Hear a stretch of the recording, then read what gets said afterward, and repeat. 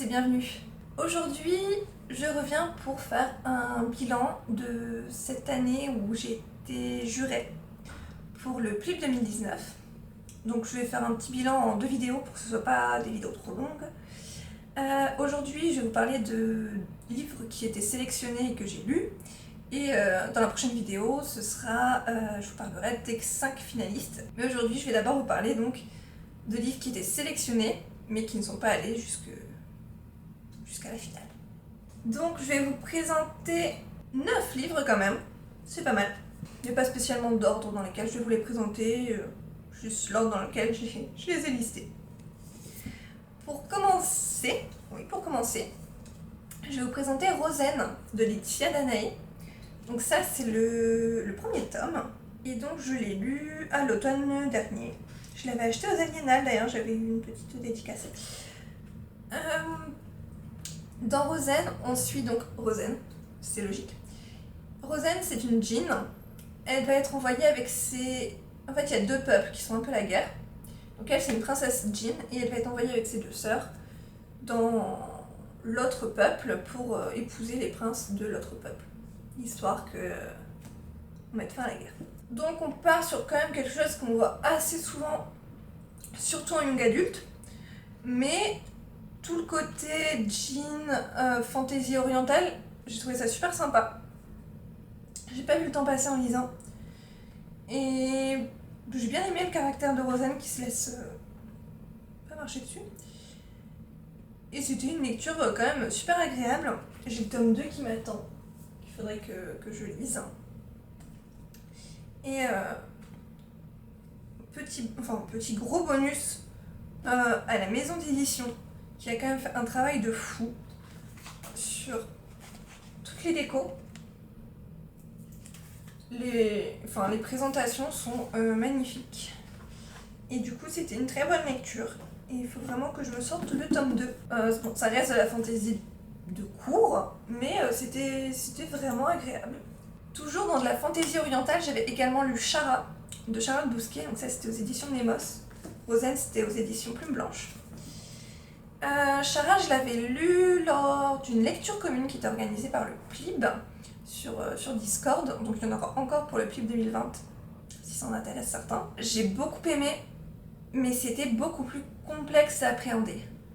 Je me souviens avoir adoré l'univers, avoir adoré les différents caractères des personnages.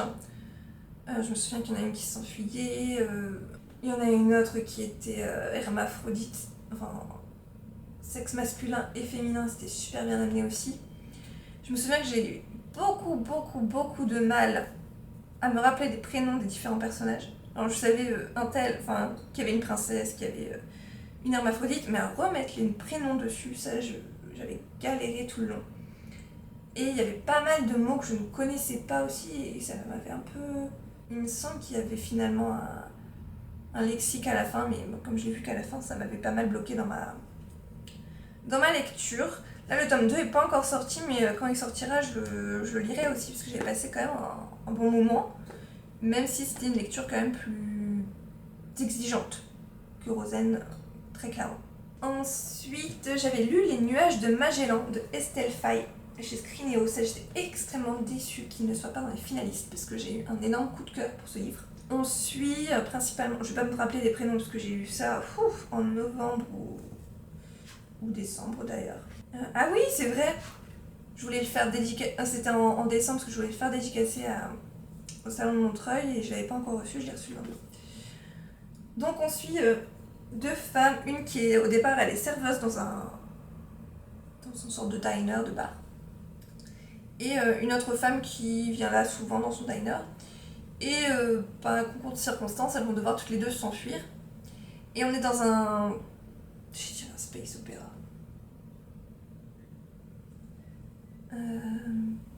Et donc elles vont devoir s'enfuir à travers différentes planètes, et j'avais adoré leur duo entre la jeune fille qui se découvre et l'autre femme avec beaucoup d'expérience, qui est plus âgée et qui a une histoire qui est absolument passionnante également.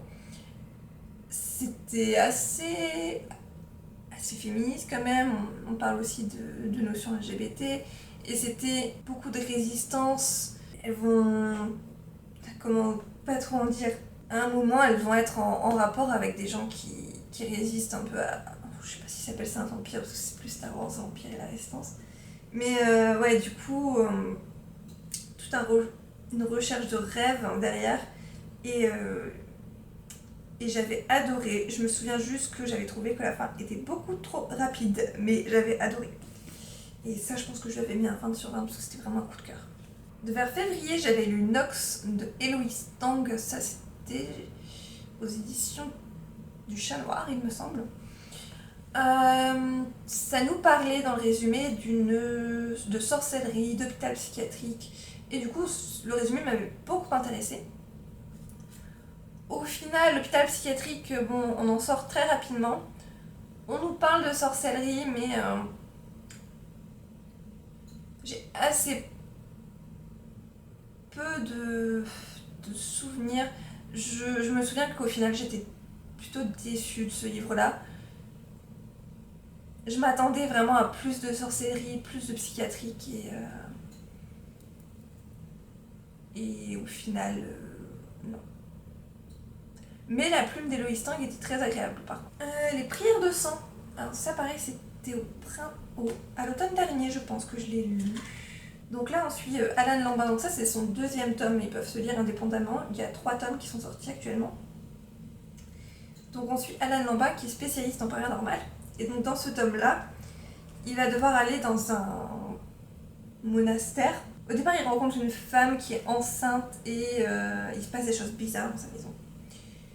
Au final, donc il y a toute une enquête sur le paranormal et au final, beaucoup d'enquêtes dans un monastère. Ça va nous parler également de chevaliers et c'était bien foutu. Le paranormal, habituellement, c'est pas vraiment un truc qui me botte. Enfin, pour moi, soit on est dans la fantasy, soit on est dans le monde normal. Mais c'est vrai que quand il y a les deux ensemble, où on essaie de nous faire croire que les fantômes c'est normal dans le monde normal.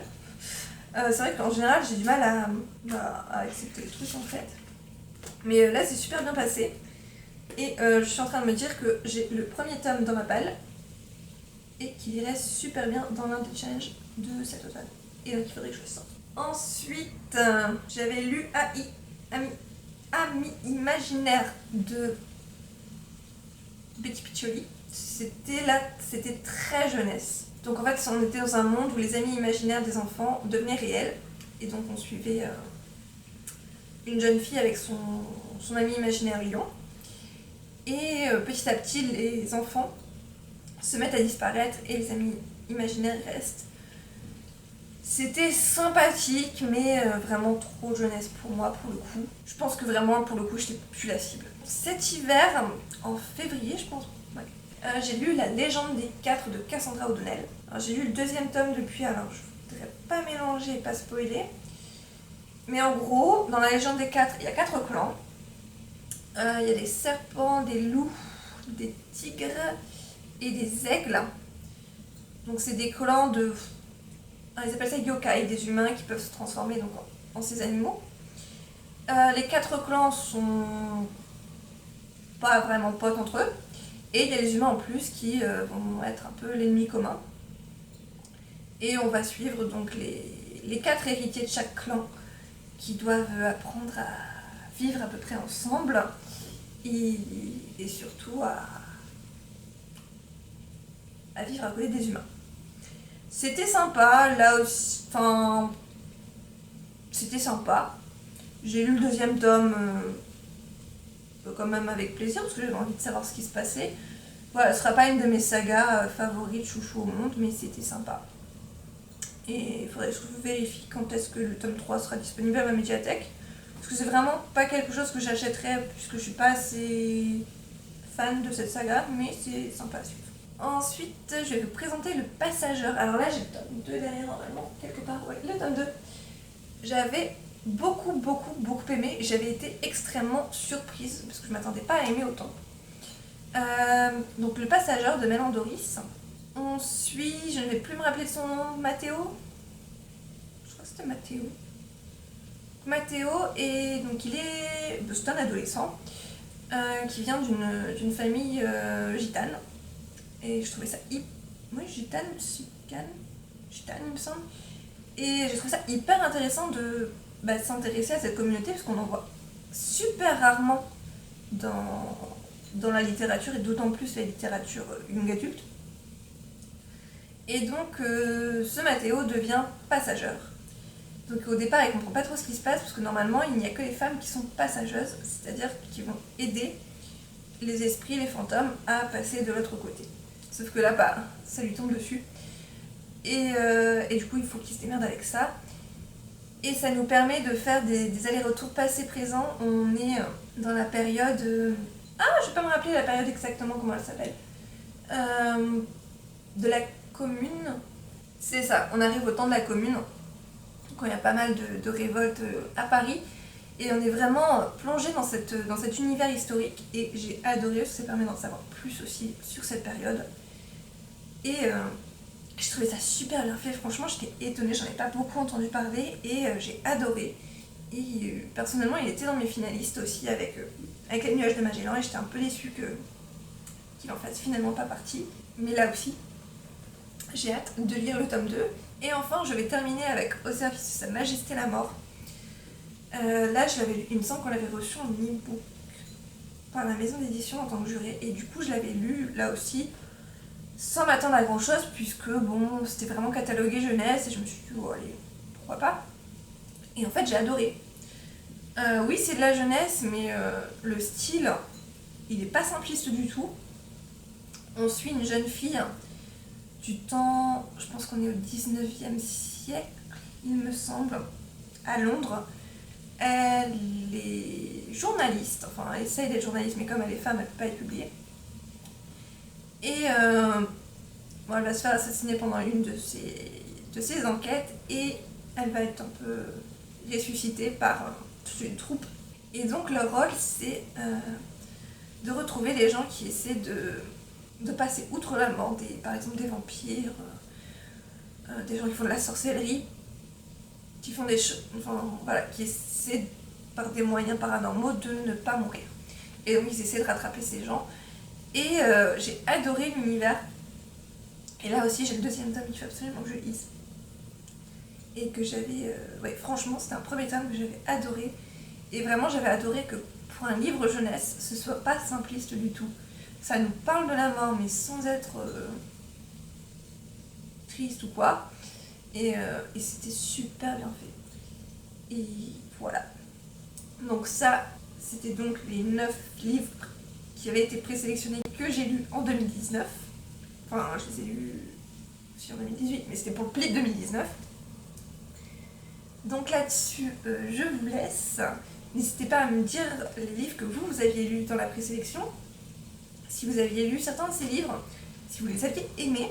Et je reviens, j'espère pas très longtemps, pour vous parler des 5 finalistes du PLIB, qui étaient donc Rouille, Terre de Brume, Le Dieu Oiseau, Comment le dire à la nuit et La fille qui tressait les nuages.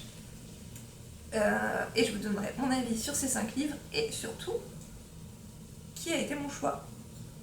Bye bye.